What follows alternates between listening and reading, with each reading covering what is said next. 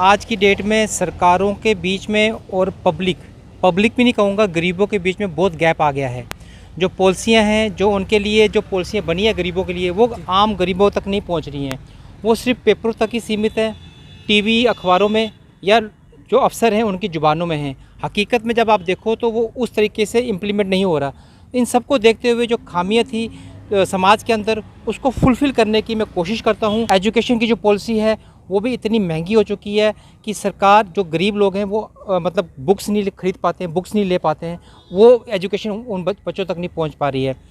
आप health sector की बात कर लो, वहाँ पर इतनी महंगाई हो चुकी है, तो फिर पॉलिसियाँ कहाँ हैं? आप जो आयुष्मान कार्ड जो 5 लाख का आप एक गरीब बंदे को दे रहे हो, वो भी अगर गरीब बंदा कहीं जाता है, इतनी फॉर्मेलिटियाँ हैं कि बंदा इलाज कराने से पहले ही मर जाता है। सम्मानित होना तो एक बहुत गौरव की बात होती है, लेकिन सम्मान मेरे को ऐसे ही नहीं मिला है।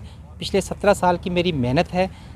पिछले 17 साल से जो समाज में जो मैं बेहतरी कार्य कर सकता हूँ, जैसे मैंने आपको बताया कि लोगों के घर बनाना, चाहे बेटियों बच्चियों की शादियाँ करवाना, गवर्नमेंट की पॉलिसी हैं उसको भी मैं अवेयरनेस करता हूँ। ड्रग्स के ऊपर काम कर रहा हूँ, स्कूल कॉलेजों में जाके मोटिवेशन स्पीच दे रहा हूँ।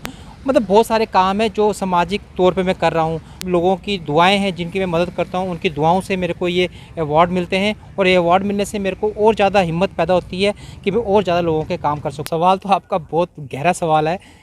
370 धारा टूटने के बाद और 35 से टूटने के बाद, पहले तो मुझे उस पूरे जम्मू कश्मीर के अंदर एक भी ऐसी कोई नई चीज़ बताओ जो बनी हुई है, इस सरकार की तरफ से बनी है। पहली बात ये, लोगों को आप कितना सशक्त कर पाए हो ये बताओ मुझे। सारा यूपी बिहार के बंदे हैं, मैं यूपी बिहार को बाहर का नहीं कहता हूँ, हमारे हिंदुस्तान के ही है, लेकिन हमारे हक को वो ले रहे हैं। क्या हम यूपी में जाके अपना उनका हक ले रहे हैं? क्या पॉलिसी है, ना काम काज है, ना इंडस्ट्री है। कहने को तो इन्होंने कहा था कि 3000 करोड़, पता नहीं कितना करोड़ का इंडस्ट्री वहाँ पर आएगी श्रीनगर में। मुझे 1-3 रुपये का कोई इंडस्ट्री अगर वहाँ लगी हो तो मुझे बता दो। हाँ, बेहतरी बहुत हुई है। मैं इसके लिए सरकारों को बहुत धन्यवाद देना चाहूँगा, मोदी सरकार को भी और JNK सरकार को भी, कि यहाँ पर जगह जगह शराब के खाने खुल गए हैं। ये बहुत बढ़िया बात है। जगह जगह जो माइनिंग माफिया है वो बढ़ गया है। जो 700 का ट्राली मिलती थी वो 3-3 हज़ार की मिल रही है। मतलब कि क्या बोलना है यार। मतलब जहाँ हॉस्पिटल है, हॉस्पिटल कम है, शराब खाने ज़्यादा हैं। इसमें फूल रखा हुआ है, इस हाथ में तलवार रखी हुई है, तो दोनों से वार कर रही हैं। पहले फूल फेंक रहे हैं, फिर तलवार से काट रहे हैं। ऐसा नहीं होता है।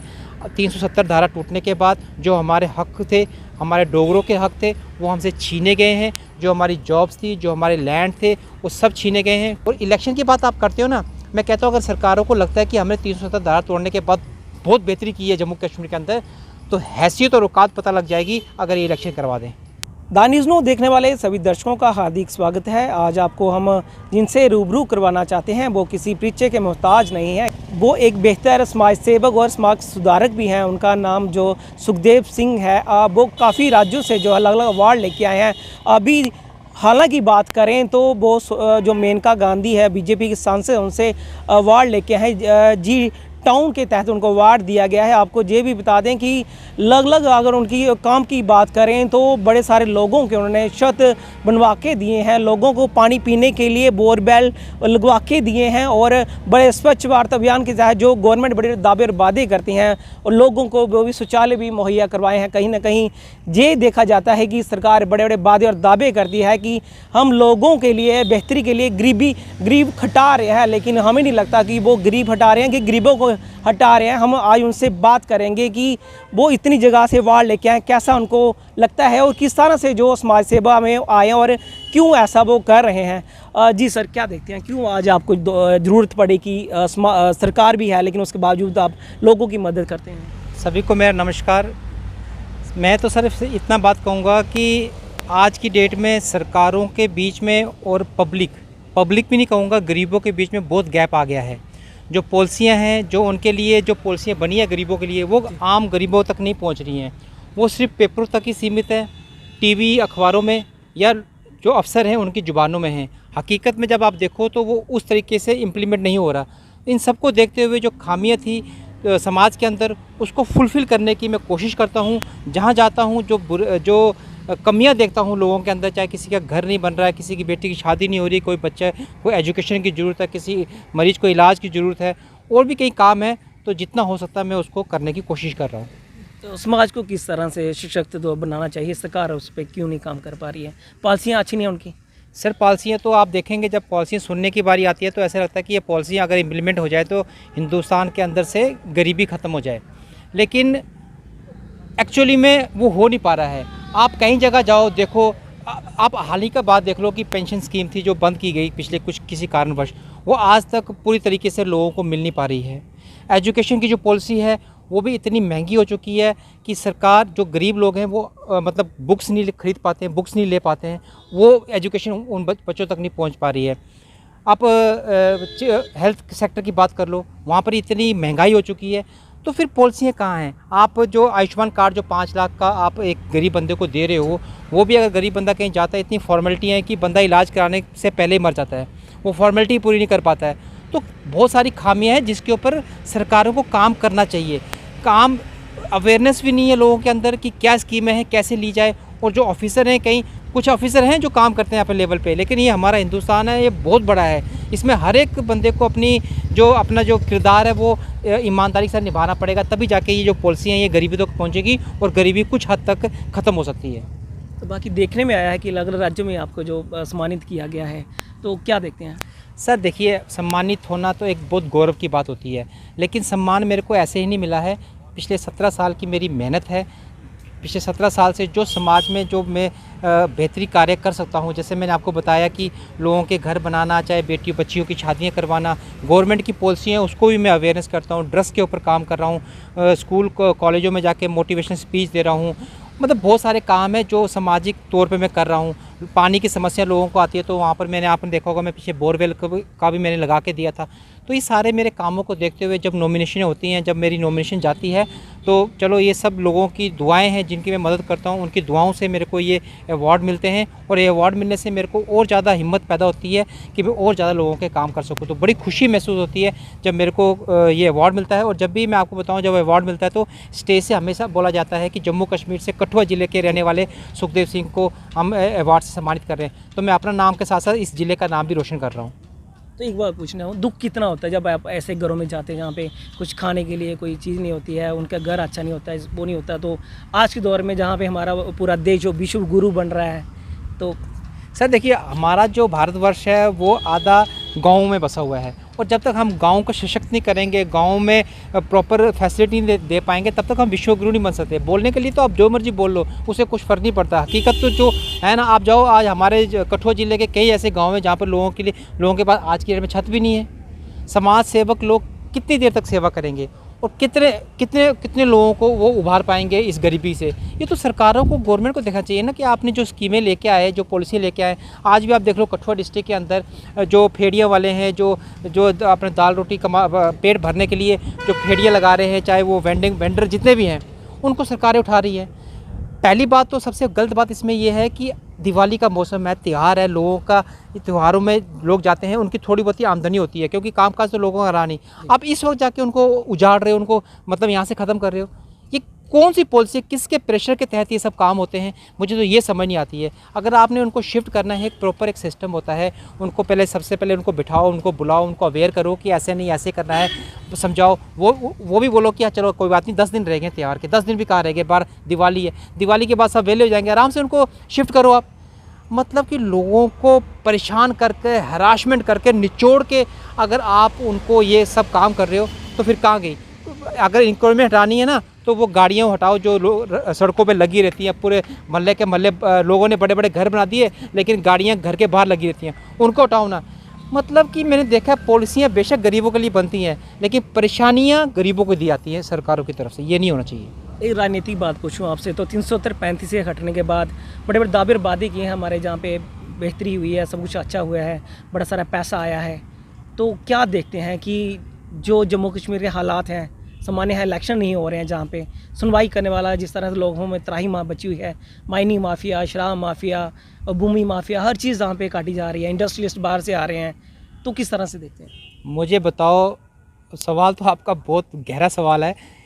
370 धारा टूटने के बाद और 35 से टूटने के बाद, पहले तो मुझे उस पूरे जम्मू कश्मीर के अंदर एक भी ऐसी कोई नई चीज़ बताओ जो बनी हुई है, इस सरकार की तरफ से बनी है। पहली बात ये, लोगों को आप कितना सशक्त कर पाए हो ये बताओ मुझे। सारा यूपी बिहार के बंदे हैं। मैं यूपी बिहार को बाहर का नहीं कहता हूँ, हमारे हिंदुस्तान के ही पहली है, बात लेकिन हमारे हक को वो ले रहे हैं। क्या हम यूपी में जाके अपना उनका हक ले रहे हैं क्या? वो यहाँ पर आके पूरा मतलब उन्होंने जमावड़ा बना दिया है। आम गरीब लोग कुछ कर नहीं पा रहे हैं, ना पॉलिसी है, ना काम काज है, ना इंडस्ट्री है। कहने को तो इन्होंने कहा था कि 3000 करोड़ पता नहीं कितना करोड़ का इंडस्ट्री वहाँ पर आएगी श्रीनगर में। मुझे 1-3 रुपये का कोई इंडस्ट्री अगर वहाँ लगी हो तो मुझे बता दो। हाँ, बेहतरी बहुत हुई है। मैं इसके लिए सरकारों को बहुत धन्यवाद देना चाहूँगा, मोदी सरकार को भी और JNK सरकार को भी, कि यहाँ पर जगह जगह शराब के खाने खुल गए हैं। ये बहुत बढ़िया बात है। जगह जगह जो माइनिंग माफिया है वो बढ़ गया है। जो 700 का ट्राली मिलती थी वो 3-3 हज़ार की मिल रही है। मतलब कि क्या बोलना है यार, मतलब जहाँ हॉस्पिटल है, हॉस्पिटल कम है, शराब खाने ज़्यादा हैं। लोग एक तरफ इन्होंने इतने करोड़ों रुपए लगा के इन्होंने एक स्कीम चला रखी है कि ड्रग्स नहीं लेना है, मतलब कि ड्रग्स को दूर करना है, और दूसरी तरफ ये लोग शराब खाना खोल के लोगों को नशे और झोंक रहे हैं। मतलब कि क्या पॉलिसी है? इस हाथ में फूल रखा हुआ है, इस हाथ में तलवार रखी हुई है, तो दोनों से वार कर रहे हैं। पहले फूल फेंक रहे हैं, फिर तलवार से काट रहे हैं। ऐसा नहीं होता है। 370 धारा टूटने के बाद जो हमारे हक थे, हमारे डोगरों के हक थे, वो हमसे छीने गए हैं। जो हमारी जॉब्स थी, जो हमारे लैंड थे, वो सब छीने गए हैं। कोई नई स्कीम इस जम्मू कश्मीर के अंदर नहीं आई। कोई बेरोज़गारी दर यहाँ पर कम नहीं हुई, कोई महंगाई कम नहीं हुई। तो मुझे नहीं लगता कि इससे हमें कुछ हासिल हुआ है, बल्कि और नुकसान हुआ है। हम बड़े जरूर हुए हैं, लेकिन हमारे सर को काट दिया गया है। हमें यूटी दे दिया गया है यहाँ पर, जो कि हम एक स्टेट ओहदा करते थे। एक महाराजा की ये मतलब रियासत थी, इसको इन्होंने एक चपरासी प्यून के लेवल पे ले आकर खड़ा कर दिया है। बहुत गलत बात है। और इलेक्शन की बात आप करते हो ना, मैं कहता हूँ अगर सरकारों को लगता है कि हमने 370 धारा तोड़ने के बाद बहुत बेहतरी की है जम्मू कश्मीर के अंदर, तो हैसियत और औकात पता लग जाएगी अगर ये इलेक्शन करवा दें। सिर्फ एक चीज़ जानना चाहूँगा कि जैसे आपने लोगों के स्वच्छता के लिए फ्लश बाथरूम बना के उनको दिए हैं, तो सरकार ने 2019 में ही बड़े बड़े पोस्टर जो पेपर के माध्यम से, एडवर्टाइज के माध्यम से कहा था कि जम्मू कश्मीर जो है ओडिया फ्री हो गया है। कुछ सर देखो, मैं बताता हूँ, कहने को जो मर्जी कहते रहो, सरकारें जो मर्जी बोल दी है आजकल। कुछ आप नाराज मत होइएगा, मैं आपके लिए नहीं कह रहा। कुछ गोदी मीडिया है, कुछ पेड पेपर हैं। आप कुछ भी दे दो उसमें, अखबार में कुछ भी दे दो। लोगों को बेवकूफ़ बनाना है तो कुछ भी कर दो आप देखो आजकल के हर पंचायत में इन्होंने डस्टबिन दिए हैं। बहुत अच्छी बात है, डस्टबिन दी है। और ये भी कहा गया था साथ में कि 2 दिन हफ्ते में उसको जो गंद उसमें उठाया जाएगा, क्योंकि जब डस्टबिन भर जाएगा ऑब्वियसली उसको उठाना ही पड़ेगा। लेकिन वो बदतर हो गई है, स्मेल वहाँ पर हो गई है, ढेर वहाँ पर पड़ा हुआ है। लोगों के घरों के बाहर डस्टबिन लगे हुए हैं, मतलब इतना गंद हो गया है। मैं कहता हूँ ये क्या है? सिर्फ मतलब पैसा खर्च करना, लगा दिया बस वो वहाँ पर जाके डस्टबिन, और उठाएगा कौन उसको? वो गंद कहाँ जाएगा? वो गंद वहीं पड़ा रहेगा और उल्टे और बीमारी आएगी। तो ऐसा नहीं है।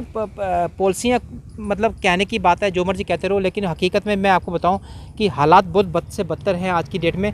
और सबसे बड़ी बात है, हमारे यहाँ पर सरकारें नहीं है जिससे कि जाके हम गुहार लगा सकें। अफसरशाही राज है, सुनता कोई है नहीं है। तो सबसे बेहतर तरीका है कि अगर हम डेमोक्रेटिक कंट्री के अंदर रहते हैं तो एक इलेक्शन एक प्रोसीजर है, तो उसको ज़रूर करना चाहिए। और इमीडिएटली इन्होंने तो अब तो काउंसलर का और सरपंच का वो भी रद्द कर दिया है। मतलब ऐसी क्या डर है इनके अंदर? तो मैं चाहता हूँ, सरकार से मेरी दरख्वास्त रहेगी कि जल्दी से जल्दी इलेक्शन कराए, ताकि एक डेमोक्रेटिक कंट्री के अंदर एक तरीके से हमारा यहाँ पर काम हो। समाज को लास्ट में किस तरह से सशक्त बनाया जा सकता है, गरीबी किस तरह से हम दूर कर सकते हैं और लोगों की बेहतरी किस तरह से हो सकती है? देखिए सर, मैं ज़्यादा इसमें कुछ नहीं बोलूँगा। मैं इतना कहूँगा कि जो लोग समाज के अंदर है सब बेहतर लोग हैं। डोगरों लोगों के खून के अंदर है सेवा करना, कुर्बानी करना। तो मेरी उनसे यही रिक्वेस्ट है कि अपने आसपास के अंदर जो भी कोई ज़रूरतमंद है, अब ज़्यादा नहीं थोड़ा बहुत उनकी सहायता जरूर करो, ताकि वो लोग भी अपने पैरों के ऊपर खड़ा कर सके। और दूसरी बात सबसे जो इम्पोर्टेंट है, नशे का दौर है, नशे से हमेशा दूर रहो और ज़िंदगी को हाँ और नशे को ना कहो।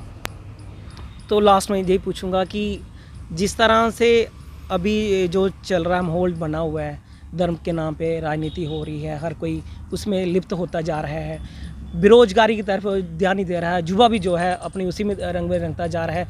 पहले हर कोई अपने लिए वो अधिकार मांगता था, नौकरी मांगता था, लेकिन आज की देर में वो दिख नहीं रहा है। सर धर्म के नाम पे मैं क्या बोलूँ, आजकल धर्म के नाम पे तो पूरी सियासत चेंज हो रही है। कहते हैं ना, धर्म के नाम पर लड़ने के लिए तो सारे हाजिर हो जाते हैं, लेकिन धर्म के राह पर चलने वाला कोई नहीं है।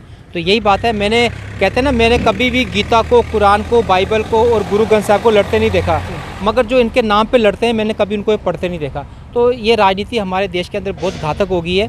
तो ऐसा नहीं होना चाहिए। धर्म से हट के हमें एक सही मुद्दे पे चलना चाहिए। धर्म सबके आस्था है, धर्म के अंदर सबकी आस्था रहती है, लेकिन धर्म के नाम पर सियासत करना ये गलत बात है। अपने देश को कैसे हम आगे बढ़ा सके, सारे युवाओं को, सारे लोगों को अपना जो योगदान है, अपना जो किरदार है वो समझना चाहिए और देश हित के लिए काम करना चाहिए। बड़ा बहुत शुक्रिया आपको, काफ़ी सारी बधाई हमारी तरफ से एक बार। Thank you sir, thank you very much.